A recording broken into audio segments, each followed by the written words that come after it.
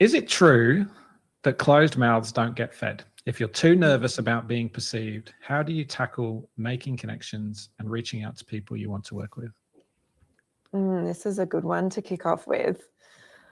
Unfortunately, I do think, yes, it is true that closed mouths don't get fed. But also everyone is a little bit different in terms of their confidence levels around reaching out and asking for a coffee or asking for that connection, particularly in creative fields.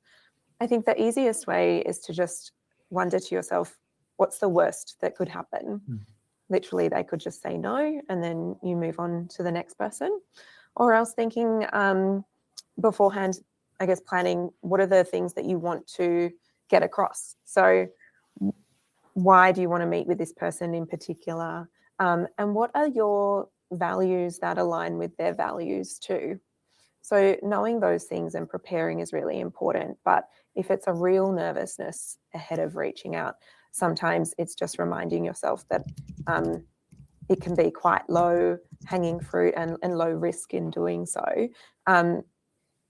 Or if you're very, very nervous, also just think about reaching out to somebody who you have a connect with already, or getting a connection from somebody else first so that it's less risky. Yeah, definitely. I think it's that one of those things, isn't it, that we're kind of, I think what's helpful is for people to say, no one wants you to fail. Right? Like it's that thing of like you're about to go up to someone perhaps that you haven't met, and it's like, oh my God, I'm going to mess this up. And it's like, they don't want you to mess up, because actually if that happens, it's a waste of their time as well. So I think knowing that both people come to it with good intentions and that seeing how they can help each other, especially if they've said yes to having the chat, I think that's really, really important to bear in mind. We've got Never Not Finishing School running at the moment, and quite a few of our participants are getting lined up for coffee chats.